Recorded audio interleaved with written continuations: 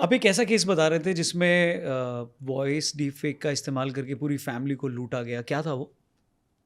तो इसमें एक लड़का था जो कोई इंटरव्यू देने के लिए दिल्ली आ रहा था और उसके फादर को अचानक फ़ोन आता है कि आपके बेटे को बॉर्डर पे कहीं पकड़ लिया है, उसके साथ ड्रग्स मिली है और हम जेल लेके जा रहे हैं। हम्म। और उसके बाद फिर बेटे से बात भी करा दी उसी की आवाज़ में, और बेटा घबराया हुआ चिल्ला रहा है कि नहीं।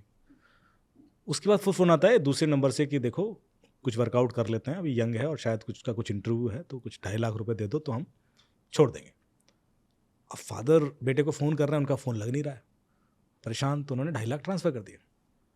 ये बेटा इंटरव्यू के बाद अपना कॉल किया उसने कि बहुत अच्छा इंटरव्यू गया, और फादर ने गाली देना शुरू कर दी कि तुम तो साले ट्रक लेके गए थे और पकड़े गए हो।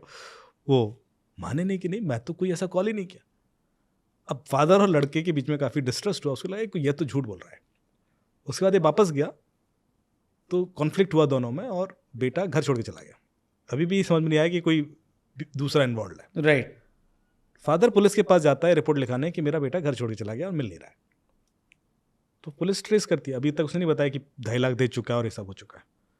उसके बाद जब लड़के को ट्रेस करते हैं, उसकी लोकेशन निकालते हैं, तो वो लास्ट लोकेशन उसकी कहीं मिलती है हाईवे पर, और उसके बेस पर हम एक पैटर्न निकाल के आइडेंटिफाई करते हैं कि यार ये तो वैष्णो देवी कहीं जा रहा है, ऐसा कुछ हमने आइडेंटिफाई, क्योंकि वो हर कुछ महीनों में जाता था। तो वहाँ हमने बताया, तो वहाँ बेटा मिल भी गया। जब वापस आया तो फिर कॉन्फ्लिक्ट ये हुआ कि मैं तो इसलिए गया था क्योंकि ये मुझ पर आरोप लगा रहे हैं कि मैंने ऐसे पैसे वैसे ले लिए और इन्होंने डाले हैं। तो बोला नहीं, आवाज़ इसी की थी, इसी ने मांगे थे तभी दिया मैंने। और उस समय तक किसी को नहीं पता था कि आवाज़ क्लोन हो सकती है। तो पहले पुलिस को लगा कि इस लड़के ने किसी और से, मतलब ऐसा तो नहीं किसी और ने इसकी आवाज़ में बात की है इनसे, ऐसा भी हो सकता है।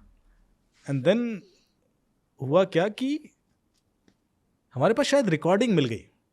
वो जो रिकॉर्डिंग थी ये उसके पास थी, फादर के पास, और उसके बेस पर जब एनालिसिस किया तो पता पड़ा कि नहीं साहब ये तो डीप फेक है।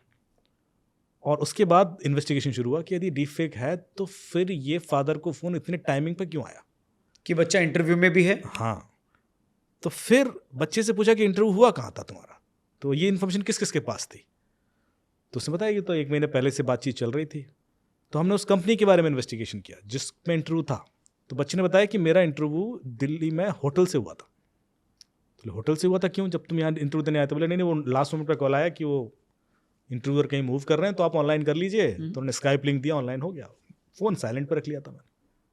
तो हमारा दिमाग ठनका कि फिर तो ये इंटरव्यू भी फेक है। फिर वो कंपनी के बारे में पता किया जिसमें इंटरव्यू था, तो वो कंपनी फेक निकली।